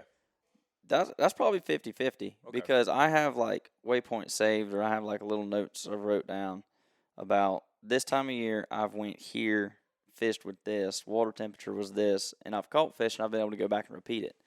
But it's when you're fishing a tournament and you got, a couple hours and you go to one of your old faithful spots and you don't get bit. You need that 4 or 5 pounder. So then you just start junk fishing. You're like, this looks good. Then you're going back to practicing, scouting, taking what you know and applying it in order to try to catch another fish. All right, so check this out. He's pulling out his logbook over here. Okay, see? So you got. So I've been logging. And that's from Africa. That's a lot of that's Africa. 2009. In Colorado. Yeah, I've been logging, and I mean I've got lots and lots and lots of logging, and so I've sort of learned to do the same thing over the years, and I got pages and pages of fishing logs too. But I mean I do the same thing. Okay, I just started really getting serious about it, and I wish I would have started. And I really want the audience to listen to this because you mentioned it, and I think it's important. I just started doing it a few years ago. I wish to God I would have started doing it when I was ago. Y'all's age. I would have had 10 of those. You would have 10 books for that. 10 of those books, and on the day, today's September 11th, I'm going to go pull out every year that I have from September 11th and see what I did that day. Yeah. Oh, I alligator hunted on a full moon last night. Oh, today I went red fishing in South Santee. Oh, I got 10, 20, 30 years of September 11ths that I could go back to, and I could say, low tide, full moon, I need to be here. Yep. I need to be at this trunk on that river right now. And just like you say that, you almost learn more from bad days than you do good days. Sure. Good days. Oh, you learn a lot from bad everything days. is going right, but when it's a bad day, like when we have a bad Like tournament, yesterday. we had yesterday we had an awful tournament. We were shallow water fishing. The weather What did not set up to shallow water fish. What exactly not to do. Yeah. We did that. So hang on a second. When you're shallow, and I'm sorry for getting into the details, but I want to know more about bass fishing. I want to be a better bass fisherman. Okay. Yep. For the sake of my son who loves to bass fish in the backyard, I want to be a better bass fisherman. And I might get y'all to take him out in the backyard when we're done. That'll be fine. So low water fishing. When you say low water fishing, do you mean low tide or do you mean literally low water? Well, I'm talking shallow water fishing. So I'm talking, to me, shallow water is like 4 3 foot. foot. Yeah. 3, 4 foot. And when I get above 10 foot, I'm deep water fishing. I don't fish above 10 foot. So whenever we go to those lakes and like when we went to St. Lawrence last year, we were catching fish out of what? 50 to 60 foot. 60 foot of water. And we were just like, That's our different. minds were exploding because we're like, Yeah. damn, I didn't know a fish lived this deep. 6 to 8 mile an hour current pushing us back and open water, 2 foot waves. Yeah. Wow, there's we that had- much current in that river? Oh, it was Oh, yeah, it's insane. ridiculous. It's running one way the whole time. We had never caught a smallmouth before that. We have never done anything like that before. We were in awe. Yeah. All right, so low water is 3 foot, 4 foot, or less. Okay, but it doesn't have anything to do with tide. Not on the lakes, really, the shallow water fishing. No, sir. Okay, on the lakes, right. All right, gotcha. So we're not talking about a river here. We're talking about on a lake. All right, and when you're shallow water fishing, what's the difference in technique between shallow water fishing and, whatever, normal water fishing? Well, that can kind of set up. I mean, weather plays a big role. And yesterday, we knew the weather was going to be there, but we still thought we could get bit. But personally, I want sunlight. Just like you, if you're working in your yard, where do you find if you're just chilling in the yard? A shade tree. Yeah, if You it's wanna- in the summer, for sure. Yeah, in the summer, you want to find a shade tree. So that same thing with the fish. They're positioning themselves in some shade under a log, a rock, stump, whatever it is. And then wind plays a big role. Pushing bait. If it's blowing an east wind, obviously you're going to that side of the lake where the wind is blowing into because it's blowing bait. It's blowing bait in there. Mm-hmm. So, and then bait selection obviously is, I guess, pretty much where you are. And Kinda who what it kind of is. bait, the People like to forage. throw different things too. Like he likes to throw a buzz bait. I like to throw like a frog or something a little bit Yeah, more or a subtle. spinner bait. Yeah. It's depending on the forage that's there, kind of bait selection. What is a spinnerbait? I mean, I know what a spinnerbait is, but what is a spinnerbait in nature? Or is that a predatory strike? I would say more of both. reaction it's, strike. It's a reaction strike, but vibrations. representing kind of a school of fish. Yeah. Oh, so a flickering single along. spinnerbait represents a school of Maybe not a school, but a couple fish. Couple I would fish. imagine. Yep, me too. That's what I would have thought. Because there's so many, especially like if there is a little bit of sun, that blade turning, there's so many different reflections going in the water. Kind of just like I've always wondered. seen a glass window. When I pull a spinnerbait, I'm like, I've never seen anything in a pond water that or a looks lake that or a way. river that looks like that. I'm like, what is that thing? How about a whopper plopper? What have you ever seen that looks like a whopper plopper coming across the top? I of love the a water? whopper plopper. I don't even know what that is. Me too. So that's something I don't really ever throw. If this rain moves out, I'm going to the inlet with my whopper plopper this evening. Oh yeah. Yeah, trout and redfish love the whopper plopper. Noted. Really? Oh, Noted. well, I've caught a ton of redfish on a spinnerbait. I used I have too. Yeah, I used to catch a bunch of redfish on a spinner. But they used to make a Redfish Magic. yeah, the redfish, Redfish magic. Magic. It was They make a buzzbait too, the inline buzzbait for the redfish. That's right. They made the Yeah. one with the inline buzz. That's right. yeah. I don't know what it's called. The but- redfish magic used to work magic. So did you How you throw like that? buzzbait last weekend? And by the way, folks, just so y'all didn't know, we are 1 week from the day where the boys won. Hey, that's We're right. recording 1 week from the day. But Yeah, did we- you throw the buzzbait a Yeah, lot? I didn't throw it a ton, but I threw it a little bit. So Tony says the secret to catching a lot of fish with a buzzbait is light sprinkle rain, Not yesterday. or Not maybe yesterday. or maybe it's the other way. On a light No, he was sprinkle- right. On a light sprinkle that's what he rain, the said. secret is to throw a buzzbait. I don't remember which way it Yep. is. Might be the same. Would you agree with that? Buzzbaits are really effective. Didn't work on a light yesterday, huh? Not yesterday. But I catch fish kind of all over the place. I mean, even in the dead, like middle of the day, sun's beating down, I'll still pick up a buzzbait sometimes, and if they're biting it, I'm throwing it. So I don't have a specific condition, I guess is what you're getting at. I don't have a specific condition where I'm like, I'm picking up a buzzbait and I ain't putting it down. Okay.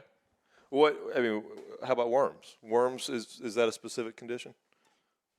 Yes. Worm fishing? What is it? I'm more of a jig fisherman myself, but if it's like dead hot, low tide, just getting back to tides, if it's dead hot, low tide, I'm picking up a jig and just putting it. I'm finding a mud flat pretty much, or like just nothing but just bank with scattered, isolated structure such as like stumps and laydowns, because when it's so hot like that, like I want it to be 120 degrees if it's going to be 120 degrees and low tide in the middle of the day, because those fish have nowhere to go up on the bank. So they're coming down, and they might be in 6 to a foot of water all the way down to 8 foot of water, but they get under the stumps and stuff, and it's just it's easy fishing. It is. It's easy to. I mean, if you want to catch 5 fish, you pick up a worm. I mean, I did it last weekend. I did it yesterday. So It just gets bit. I don't know. So why don't you do it more if it's an easy way of doing it? I don't catch a ton of big fish. Yeah, doing you that. don't really you don't really catch so many big fish on it. No, really? Every now and then, but Now, I know people around here that fish the local tournaments. All they throw is a big Yeah. 10 and Mr. a half inch Robert. old monster. And, I mean, they catch big fish, but that's not my style of fishing. Okay. It's a style more than a Yes. sir. Exactly. It's a style more than it is. Yeah. I'm They'll going to throw eat this out there anything. real quick. Yeah. Tackle is designed to catch the fisherman, not the fish. That's Just a remember that. That's a fact. A lot of Remember that. A lot of it is.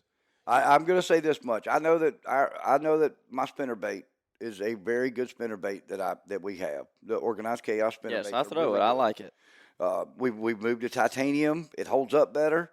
But honest to God, Strike King, which is very similar. I mean, all of them are the same thing. It's just a matter of does Connor look at it on the shelf and say, "Man, that looks really good. I like the packaging," or does he say, "Man, I've caught fish on that thing. I want that. It's just in a plastic bag, but I know it catches fish." I mean that's what it comes down to. And then with the Whopper Plopper, and then now you've got all the knockoffs.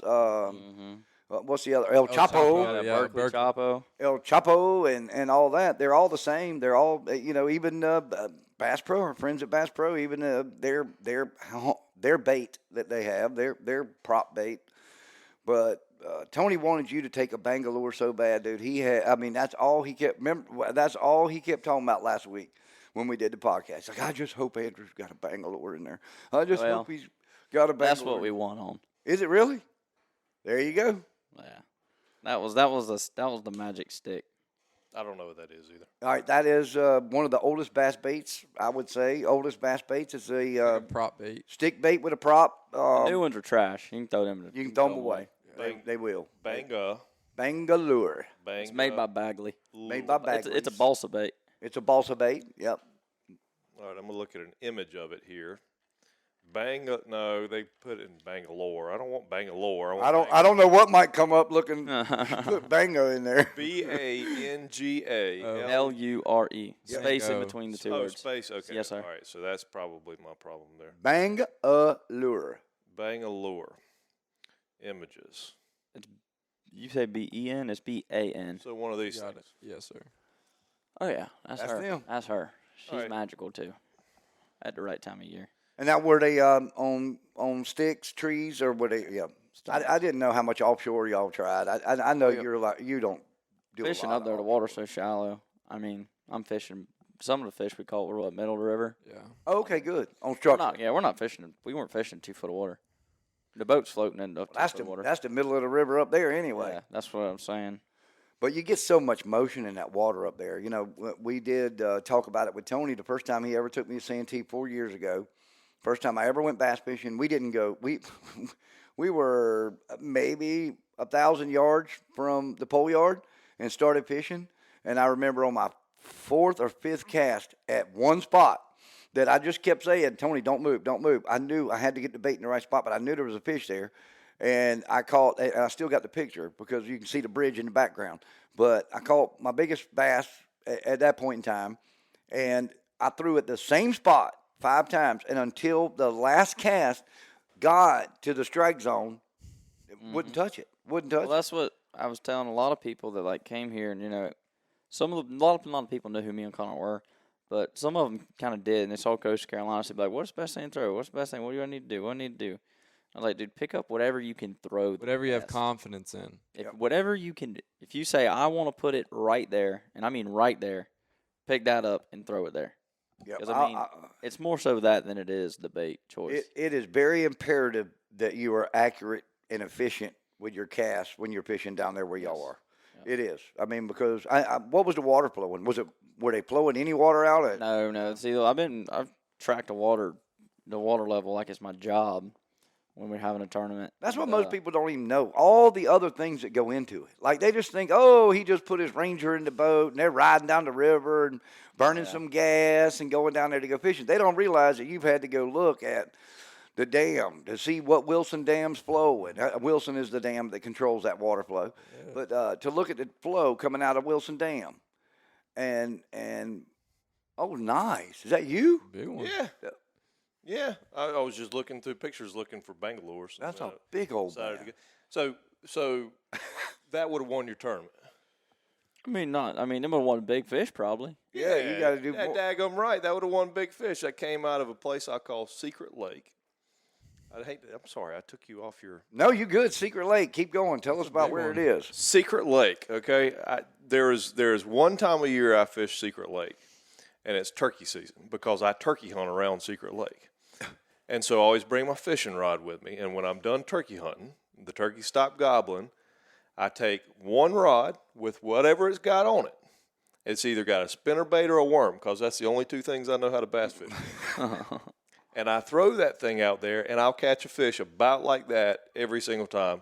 And I take a picture, and I send it to my buddies to piss them off, and then I leave. Yep. Okay? That's perfect. I've caught so many fish like that in Secret Lake.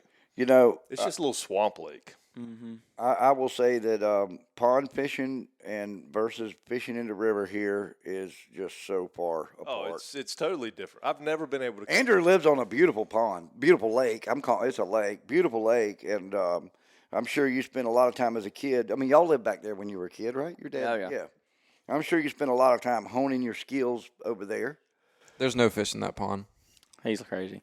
There's plenty of fish in that pond. You just can't catch one of them. But I know one thing. The last time I was there with the kids, I had my nephews. We were over there. Doggone alligators wouldn't leave us alone. Every spot we'd go to, they kept trying to come eat the court. Your dad was following around the golf cart. We were every bait we'd throw in there. Where do you live? Where's your pond? Off 707. Off 707. You know where Lowe's Foods is? Yeah. As soon as you pass Lowe's Foods going towards Socastee, like as soon as you pass the little filling station, the gas station. Yeah.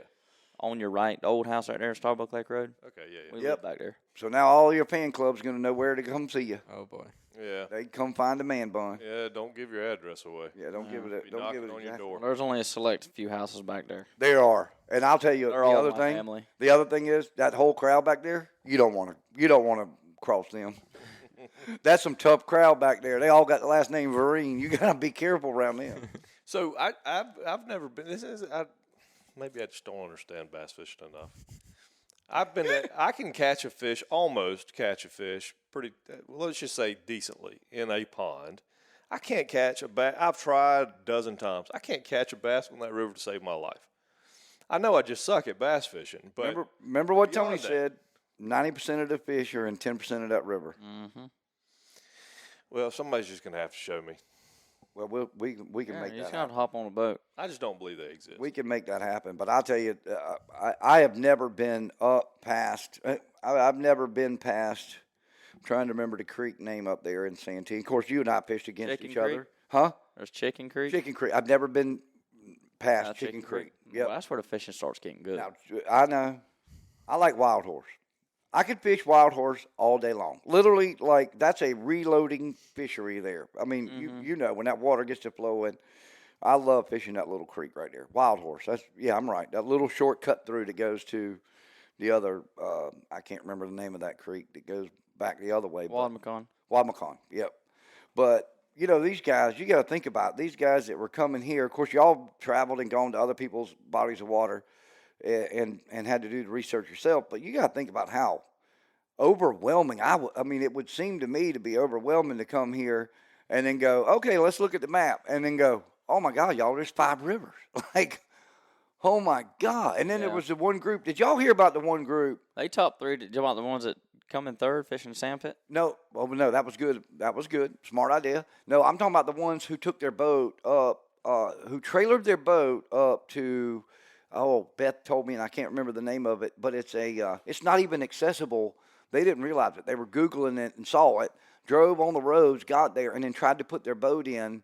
It's a ditch. It's a pond or something that's up way off the PD, and they got stuck. They couldn't. A local there had to help them. Had to show them that they had to float the trailer all the way down to water, then pull the boat up and to get it out. But it was a place that was out of. It wasn't out of bounds. It's inaccessible by boat. They were trying to fish this place, and I'm trying to think of it. But so they were pre-fishing a place they they were pre-fishing a place couldn't get to. They couldn't get to by boat. They didn't know, but they never got to fish because they couldn't figure out. They got the boat off the trailer, and the guy said, "Hey, man, y'all, what y'all doing?" Like people go there with kayaks and john boats. They don't go there with rangers. The guy had a ranger. I know that, and dropped it in. But 6 Mile Creek. It would be overwhelming. 6 miles is a great spot. Do you think anybody fished up the Black River? Did y'all talk to anybody that fished up Black River? We think the guys that were in second after the first day. No, we were first. We were second on the first day. The First. guys that were in first, those fish that they weighed in, I believe those come from Black River. Oh, Just really? how dark they were. Pretty fish. Yeah, that river does have some really dark water, hence the name Black River, and it is from Tannen. Is that how you say it? Tannen. Yeah, it's Tannen. Did you know 6 Mile Creek's only 5 miles long? No, how dare that? How dare them? It's such an irritating thing. Well, do you know that during the last Bassmasters Elite, do you know that the homeowners right there put a wire across it and said closed for dredging? Do you know that the owners of Wedgefield did the same thing during the Elite event? They parked two pontoons sideways when the Elite guys came and said closed for dredging. So they couldn't get back there to fish. Yeah. And I'm gonna say, in continuing on with that, I'm gonna say one thing. I don't think there was any of that for this tournament, and I think, if anything, that Georgetown County opened their arms up to all these anglers. Oh, dude, it was the best great. tournament and the best venue that we have ever been. I mean, we haven't been to a ton of tournaments, but Georgetown really showed out. I mean, they had us a chicken biscuit and a bag of ice every morning. Riding us around on golf carts Yeah. to the weigh-in and stuff so we didn't have to walk. Yep. I mean, even launch in the morning blast off was just, I mean, it was slick. They had people waving you on what ramp you were going to. Then they were parking you. I mean, just everything was down to a T, and they had it thought out, and it was a really good job. All right. Well, So hats off to them. I'm actually getting texts from Dr. Benson right now. But one question I wanted to ask you guys: Where are y'all going now? What's next? We know about this. Let's talk about the bracket.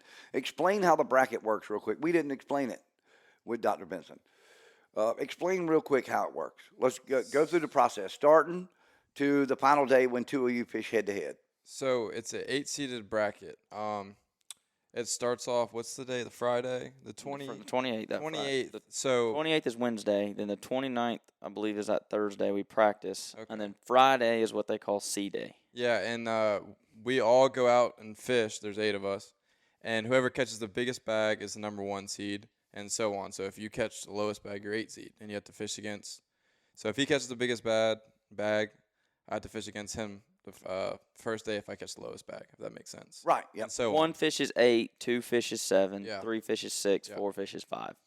And Everyone has a judge in your boat on sea day that weighs your fish. Judge and a camera. It's aired on Fox Sports 1 Yep. Saturday through Monday. You weigh your fish in the boat and release biggest 5 fish. So there's no weigh-in or anything. Yeah. Oh, great. So They don't update It's like you, MLF. but they don't update you. So they're not going to tell you, like if I'm fishing Connor, they're not going to tell me Connor What he's has got. 12 pounds on his best 5, and I'm sitting at 7, and I know I need to do something. So it's you so wait till the there's end. no bass track. No. Of course, you can't. Track. I mean, can you look at bass track when you're fishing tournaments? Or Yeah, you can. okay. We don't ever do. Do you post honest weights if you ever do that? Honestly, we're pretty bad about doing it. We don't ever do it. We were going to do it this week, but we didn't have no service up there. Yeah. So I think the elites, this they get past like a week. prize if they're the closest to their weight or something. Oh, so they're trying to get Yeah, them I to believe do so, that. but some of them probably sandbag. Just Oh, Patrick Walters is the best. I'll tell him to his face. He is the biggest sandbagger when it comes to that. I mean, every time he comes to the scale, whether it says Bass Track says he's leading or not, there's always that, oh my gosh, how big is his bag? I mean, because he always seems to err on the bottom side. And I've heard it from 2 marshals that have fished with him, that have been with him, that he will say, like, that fish is 2.5 pounds, and it's a 4-pounder or something. You know, I guess it's it's a like, good problem to it's have. a 2.5 pound. Yeah, Yeah. exactly. well, we'll do that too. Like if we catch fish, it's 4.5, maybe 5. We'll call them 4, just to be on the safe side. So Yeah. we're not saying we got 15 and we got 13 and we look like idiots. Yep. But one of the 8 of y'all is going to be fishing in Knoxville in Yes, the Bassmaster Classic. So we'll be fishing against UNC Charlotte, McKendree, and Florida Gateway College. Right. So 3 really good schools. Who scares you the most out of that crowd? Him. No, Oh, not me. I agree, No, but not who scares you the most out of other schools? I don't know. I haven't really. I don't know a lot about them. Yeah, I don't know him either. So So I would say that McKendree, from what I've heard, I know the that's one guy no, from McKendree McKendree's sounds really like good. sounds like he's a good stick.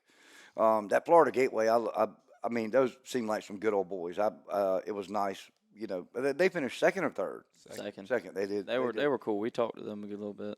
Yep. And so what's next after that? Where you're graduating in December from Coastal December Carolina, 14th. and what are you going to do next? You going to work? You going to? I don't know. We're gonna see how everything plays out.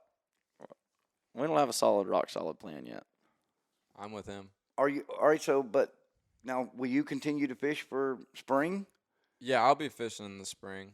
Well, I'm Whenever- allowed technically. You're allowed to fish 5 I'm years. allowed to fish. Yep. So Yeah, I'll be doing the same. Now, do you have to go back to school and continue classes? No, you're able to fish till last year. that spring I'll be able to fish that spring bass trail. That's right, because they go 1 year. I think it's forward. 6 months after you graduate you can fish, and then Yeah. if you qualify for the national championship, you can fish that too. So it's a Wow. good So deal. that's the plan. We're gonna try to do that again. Yeah. Have you had some companies reach out to y'all already? Strike King and Lose. They're awesome. Yeah. They're great. They're great. They're so far behind college and high school bass fishing. It's incredible. It's hard not to use them to buy stuff and support them because of all that they do for the future. Mm-hmm. Because they do. I mean, I know through Salt, which you fished as well, Salt. They are always there for Rayburn. They're always sending rods, sending tackle, and everything for him. Hard not to support them. And so I guess in closing, Stephen, you got anything else to say? I'm going to ask one more question. You got anything else to say? Well, I'm just proud as hell of y'all. Yep. And We appreciate it. yeah, I mean, I really, really am. I love when local kids do great things, and y'all are doing great things. And so proud of you. I hope you win. I know one of you's got a, I don't know, do you lose? Yeah. I don't know. I mean, it's cool to Yeah, be it's- there. Even if that's like going to it's the a great Bassmaster accomplishment. Classic. I was talking to Jordan Tompkins yesterday, who he qualified now to fish the Classic, and he's like, dude, even if I come in last place, he said, I don't care. He said, it's The just experience. to be there is just phenomenal. Well, I've won and I've lost, and winning's better. Winning is Winning always is a better. lot Winning's, Sure. winning's better.